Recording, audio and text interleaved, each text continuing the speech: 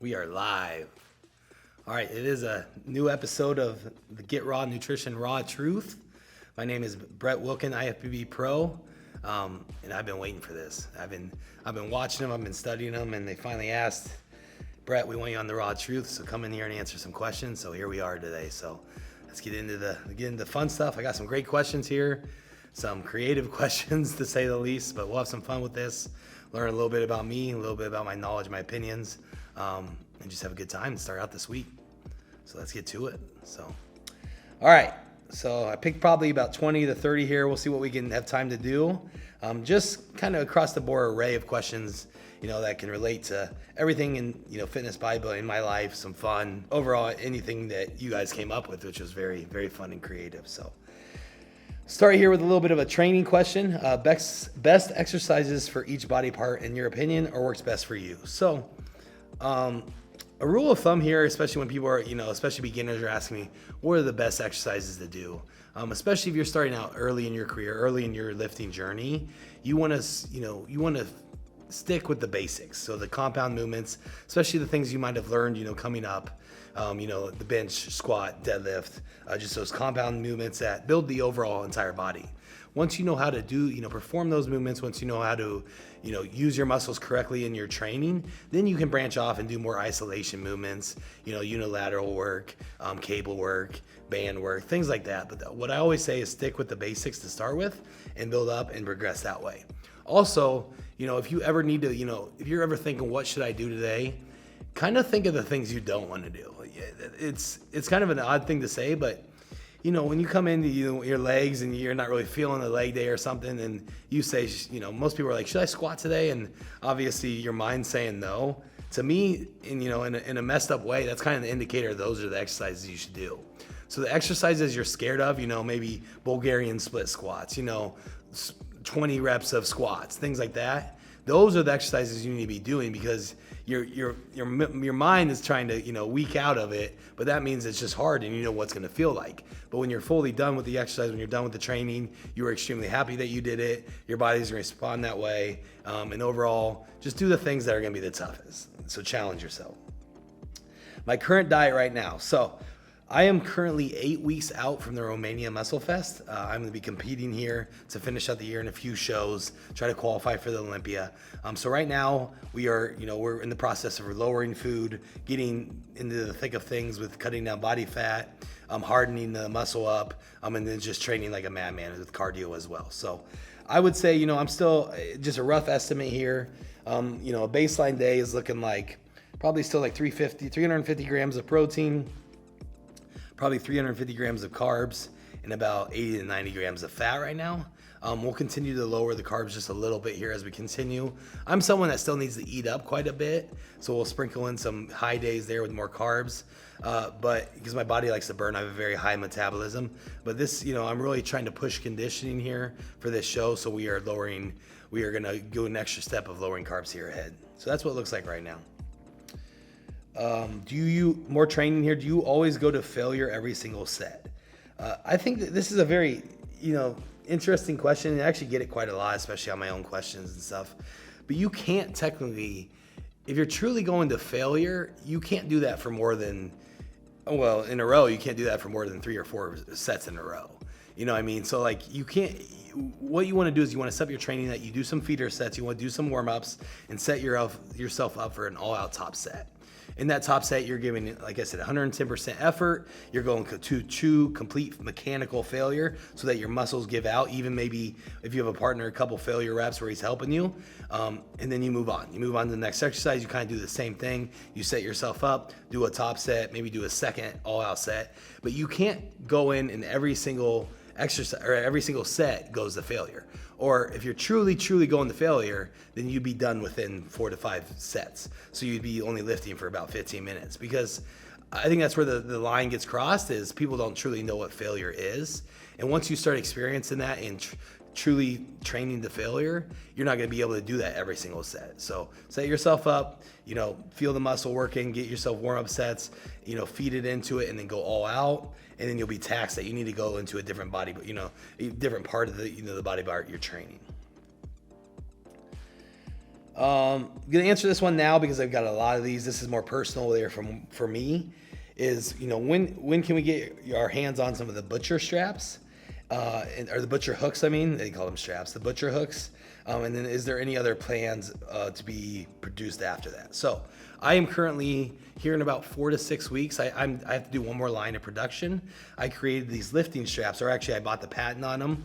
I've been using them for about 6 to 7 years. Love these types of lifting straps. They're very simple, very easy. Can be used every day in this type of training with hypertrophy bodybuilding training. And it's something I want to take to the next level. So I actually already I've already produced about 100 of them.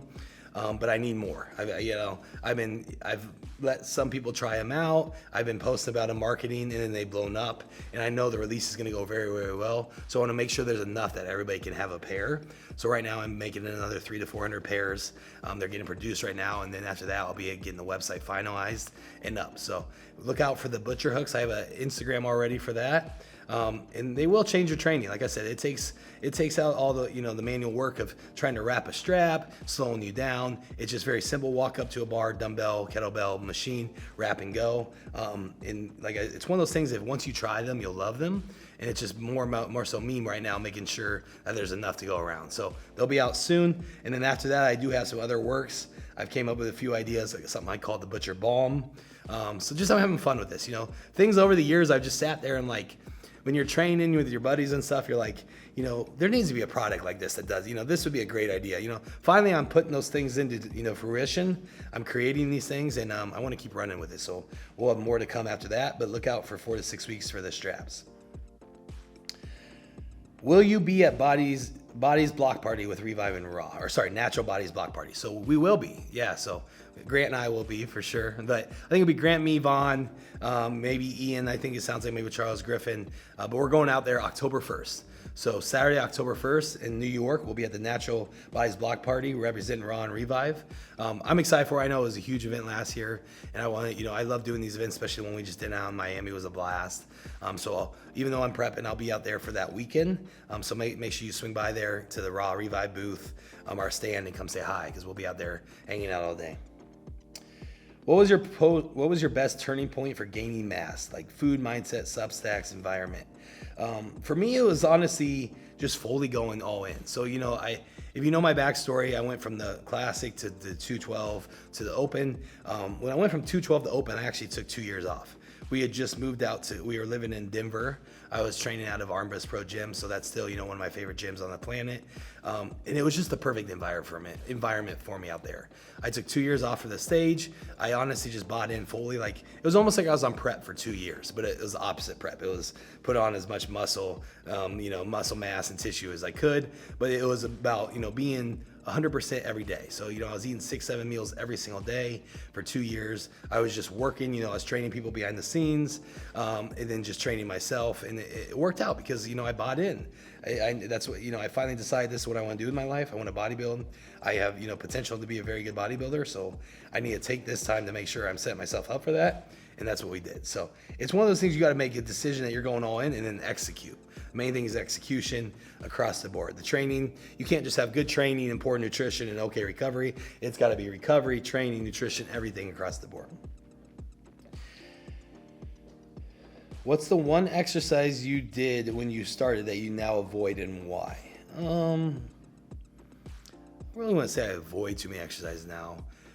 Well, so one thing I don't do anymore that I used to do is I would do things behind my head.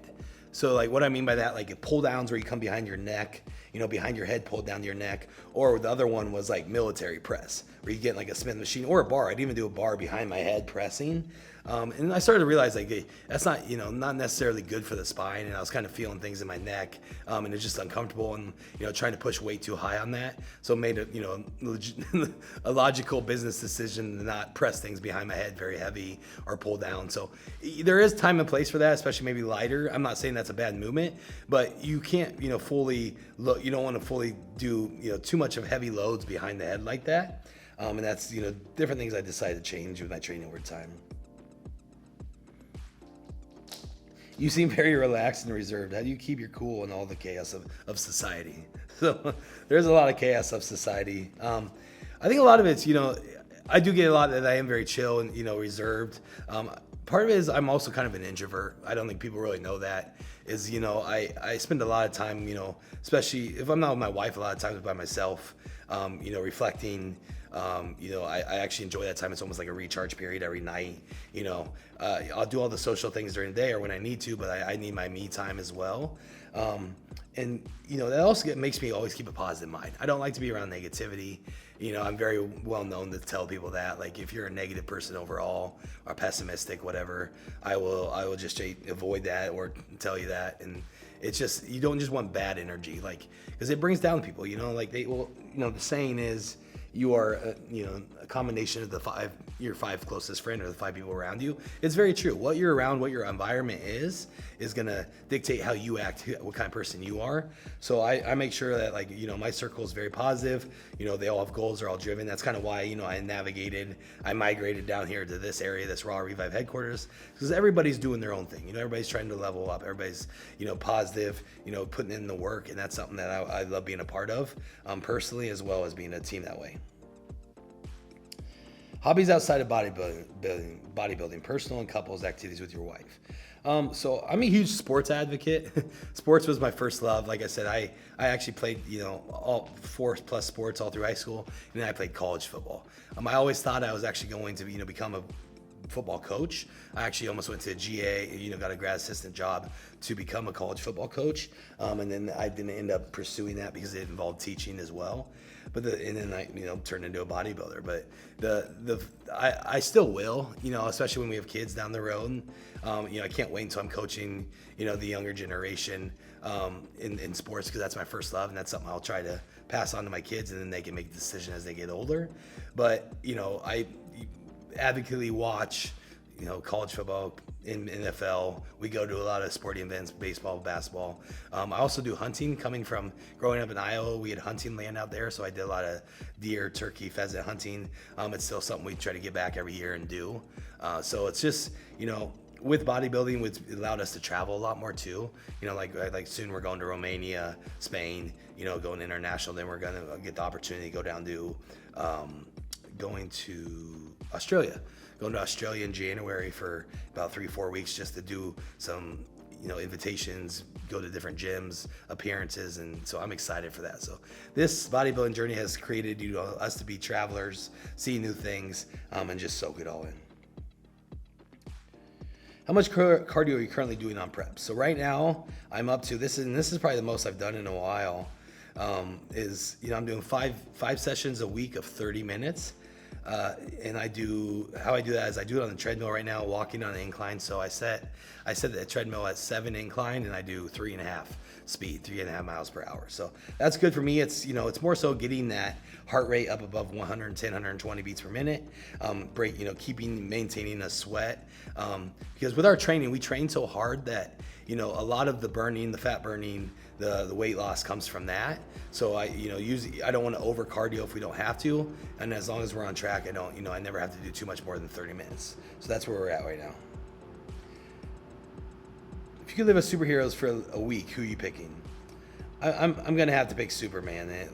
Just because I only have the chance to live one superhero's life, I want to be able to do as many powers as I could do. So I want to be able to fly, run super fast, shoot lasers out of my eyes, punch people millions of miles. I don't know. So I feel like Superman's gonna have the most bang for your buck. So give 1 week with him, that'd be awesome.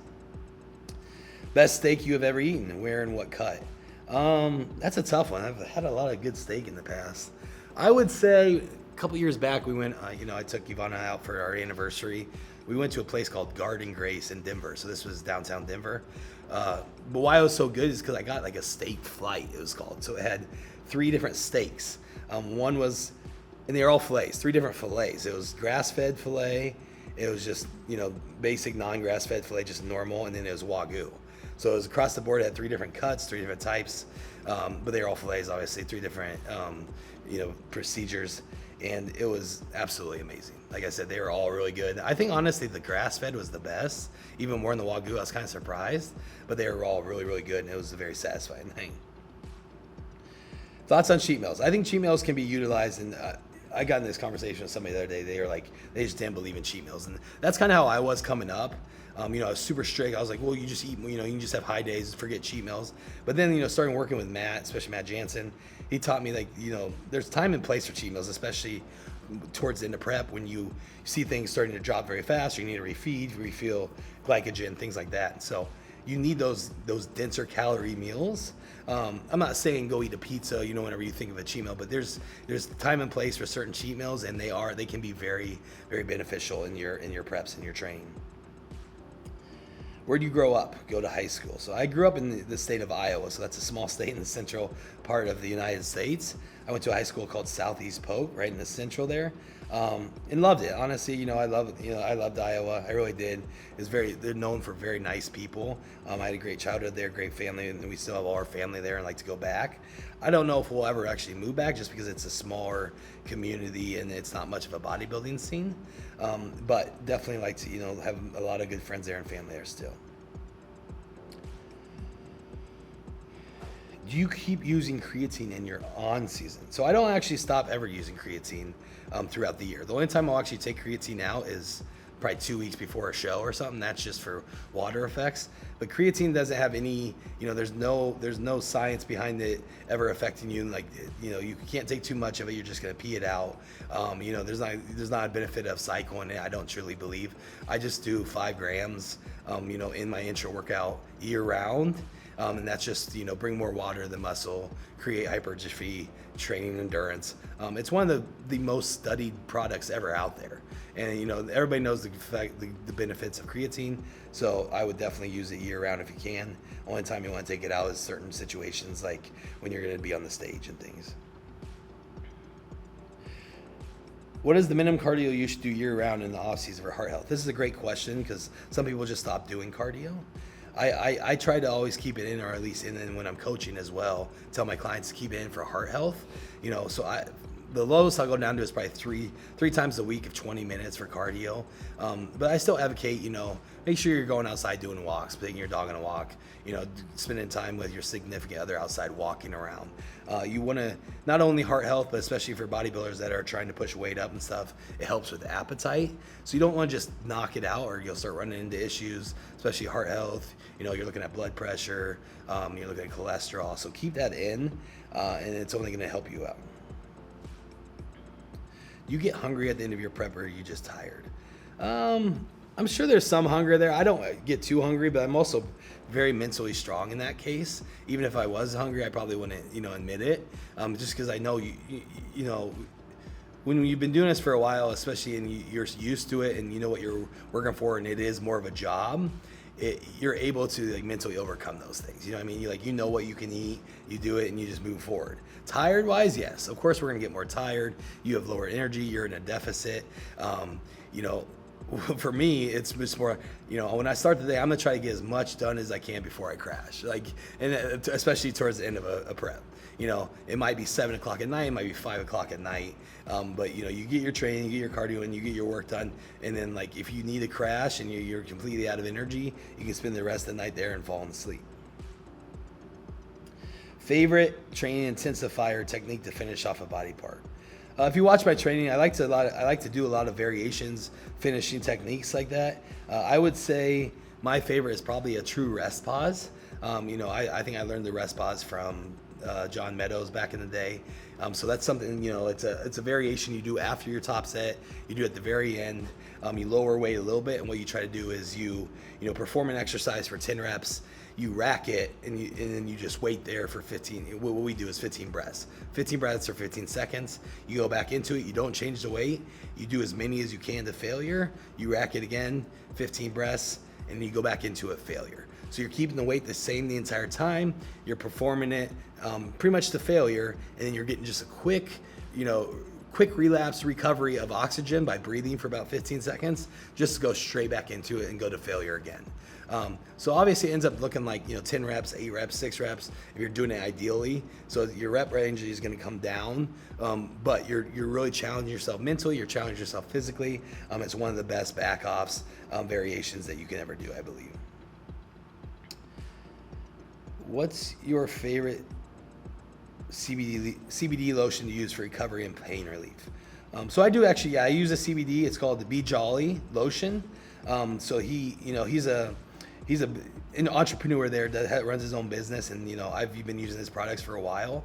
It's just some of the most potent CBD I've ever used, and it helps with like pain relief. I put it on my joints, so my knees, my elbows.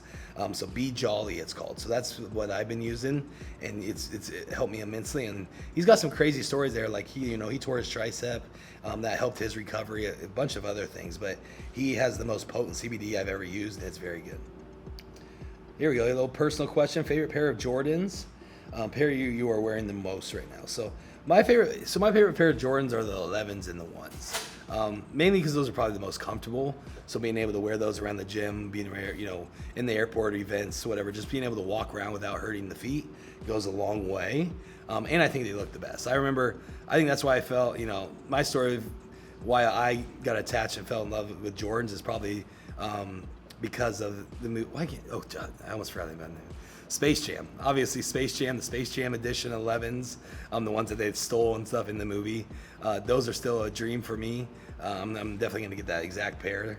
But the Space Jam movie is what turned me on to the 11s, and now I have a few pairs, and I love them.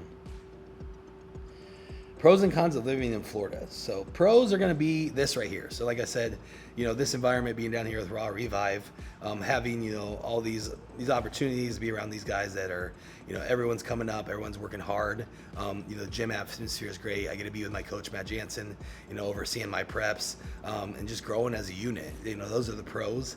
Cons are going to be just strictly we moved here in June, and it's now September, and it's just been hot as hell the whole time. So I know it's going to change. Everyone keeps telling me that it's going to cool off this winter and you'll love it. But, I'm not huge on the humidity, especially coming from Denver. Denver was a very dry climate, and then we went to probably the most humid climate I've ever been in, all within a week. So it's like, my body's still adjusting. It just constantly sweats. But I'm getting used to it, and it's becoming better and better. You see a guy not wash his hands after taking a piss or shit at the gym, do you say something or not? Piss, I'm probably not gonna say anything. Maybe wash his hands before he pissed. I don't know. And like, I'm not gonna get too personal about it. But if you're taking a shit and you just walk out after taking a shit and don't wash your hands, you're probably gonna get a comment, yelled your way, your direction of maybe you should go wash your hands real quick. WR train with some. Would you? Okay. Ooh, I didn't know this. Would you rather? WUR. Would you rather train with someone more experienced or less experienced than you? I think you're always. That's a pretty easy answer. If you have the opportunity, you'd want to train with somebody more experienced than you, just because they're going to be able to push. They're going to be able to provide, examples, exercises that maybe you've never done before, level up your training, bring progress to your training. So of course you want to, if you have that opportunity, take advantage of that. I'm at a point maybe like I'm not always around people that are more experienced than me. So it's, it's challenging myself and pushing, but I also like to train with people coming up. Like I train with Vaughn a lot, and I really enjoy it because, I know he's getting a lot out of it, and he's such a young kid, and he has a bright future in his career ahead of him. That I feel like if I can pass on some direction, things that I wish I would have known at a younger age, that would have rapidly increased my progress at a younger age, then I can help him out with that. It feels good, and especially a good person like that. So that's been fun, is training with guys that are coming up and teaching them what I've took years to either gain or teach myself. And that's what it's all about, man, is that camaraderie and having fun with it. Oh, here's that good one. What's better to eat off of titties, chocolate sauce or whipped cream? If you're gonna have the chocolate sauce in, you got to go with both, right? Like chocolate sauce goes with whipped cream, so I'm not gonna pick one. You know what I mean? So you just got to. It's like a peanut butter and jelly. You got to go together. So chocolate sauce and whipped cream on titties. Now it's hard to go into like a real question. Now it's a Matt question. Do you think you could have made the same progress in the same amount of time without Matt? No, I don't think so. Matt has taught me so much about, not only, obviously I've always loved training. I went to college for it, actually a science degree. That's always been there. But what he's taught me outside of that, especially with nutrition, especially with taking some time off and recovering, knowing when to really push it, how to truly take sets to failure. Training with him early on in my career really taught that. Watching his content, watching his other athletes, a lot of that is just buying into him as a coach fully. That's definitely, I'd be lying if I wouldn't say that my progress is related to him as well. All right, more Matt question here. Have you ever lied to Matt about something you didn't do in prep or off season? So I'm talking about Matt Jansen, my coach. Have I ever lied to him? He's gonna watch this. Oh, is he gonna watch this? No, he knows. He knows I haven't lied to him. Like, I'm the one that's putting my all into this. Putting my time, my energy, my money into this. Like, I couldn't live with the feeling of not following direction or lying to him. Like, if I mess up or something, or miss meal, or miss training session, I would just tell them. We have that good of a relationship, and like, it is what it is. You gotta grow from that. You gotta respond from that. So in that regards, I don't think I've lied to him. The reason I'm saying is because I've probably lied to him in the past, especially in preps in the past, where he was like, hey, you have to do a rest day today, or no cardio today, especially towards when everything's clicking, like, hey, you're 2 weeks out, we're good on cardio. I might have still gone in there and done like 20 minutes instead of 30 or something, or not, so it's just like small things like that where it's just like, I can't sit around anymore. I got to go do something, but it wasn't detrimental overall. I probably, should have listened, but maybe small things like that. But overall, I'm not going to lie to him. I'm not going to not listen to him, because that's why we work together. Do you think colleges or universities, etc., should add bodybuilding as an optional subject to learn? I don't think that you're ever gonna see college actually have a bodybuilding like criteria class. Like, that's what exercise science is you learn that, it's a broad. So like I said, you go to colleges or universities to get a broad degree possibly, and then you take that into your grad class, or you take that into your next field. So like, exercise science can lead into personal training, and lead into PE teaching, it can lead into, coaching, things like that. But it also can lead into bodybuilding, like strength and conditioning, after you go on to a university, learn more about that. But I don't think they're actually gonna ever bodybuilding is not big enough of a sport that they're gonna truly have university classes on it yet. That'd be cool if they do down the road, but I don't see it, just because, like I said, it's just the size of it, just the actual thing about it. Like, you kind of think about coaches of bodybuilding. We kind of already know all the good coaches. Like, you probably can count on your hand, up to 20 people. So it's not like it's a wider range of like, I want to be a masters of bodybuilding. So it's like it needs to be a bigger cliche than that. We'll finish with this one. What made you decide to start competing? Okay, so I started competing actually late in my career. So my first show was when I was 28. I got out of college. I stopped playing college football. Well, I graduated college at 22 or 23. And then I met my wife when I was 25. So when I met my wife, Yvonne, at the time, she had just turned pro in figure. So she is the person that actually introduced me to bodybuilding. I actually had right before that started training on my own. So I got done with college football. I didn't want to run around anymore. I was 170 pounds. I was just, I was a quick slot receiver in college. And I decided that I wanted to just put on muscle. I enjoyed obviously lifting. I got my exercise science degree. I thought I knew what I was doing, at least in some aspect. So I decided, I'm going to try to put on muscle and look better, and bodybuilding is going to be my thing. So I was doing that, met her, still was only about 175 pounds 2 years later when I met her. But she actually taught me, she taught me so much about the sport in regards to especially nutrition. When I met her, I was only eating like 3 times a day. I'd eat my first meal like noon, then like 5, then like midnight, something like that. It was just crazy. But I obviously wasn't growing much. And it was funny because we were like hanging out, those initial first couple times. And she was like, finally, after hanging out for like 2 weeks, she was like, I gotta say something. Like, do you ever eat? I have all my meals in the car, and like, I just feel embarrassed to go get them because you don't eat, and so I don't want to just eat in front of you. And I'm just like, oh yeah, no, I eat. Like, you saw me eat at like 5 o'clock, like, it was like, yeah, you eat. She's like, yeah, so you eat once today, and then like called me out on it. And like, then I finally realized like, maybe I'm doing this wrong, And so then, kind of just started listening to her, taking it over, starting, move that to 4 meals, move that to 5 meals. And that's what really kind of launched me off. The training has always been there. I had training for sports, training for fun. But it was more the, increasing my calories from 2,000 to like 3,500 or 4,000, truly like not just truly actually trying to put on muscle mass and tissue through the nutritional side of things as well, and responded very well. So that's kind of what launched me off. I spent the next couple of years just growing, having fun, supporting my wife in her journey. So she ended up going to 5 Olympias over those years. Placing 6th and 7th were top placings, very, very good. Won 5 shows. And then finally, I was 28. I was like, I want to try this. Because at that point I'd gotten up to I was probably 215 pounds. People were asking me, hey, will you prep me for shows, or will you coach me? Even though I had no idea what I was doing. So I was like, if I'm gonna take this next step of helping others, teaching them how to grow, I also need to know how to diet down for a show, compete, things like that. So I decided to do my own prep. Obviously with the help of Ivana, and her brother helped as well. And we got in and we competed that first year. A very successful first couple shows. And in that third show, we went pro at the NBC Junior Nationals exactly a year later after I competed for the first time. So it was more so, it was always something in the back of my head, but it didn't time up until, I put in that work. So a lot of people think like you saw those questions, like what do you contribute your growth to? Like a lot of people don't understand that I'd been doing this for 4 or 5 years, living the bodybuilding lifestyle before even competing, at least 3-4 years. And then when I started competing, things just continued to take off. I continued to learn more. After I went pro, I started working with Matt. That took me to the next level.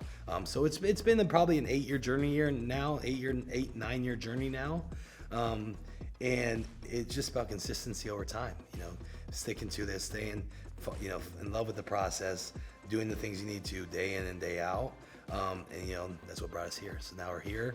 I'm just now, like I said, 8 or 9 years later, just now getting into the thick of things, getting opportunities to compete, try to go to the Olympia, things like that. But it does pay off. So hard work pays off. If you go all in on something and you truly love it, and you have the work ethic to do it every single day, it's going to pay off. So keep doing it. Keep loving this stuff. And I'll see you down the road.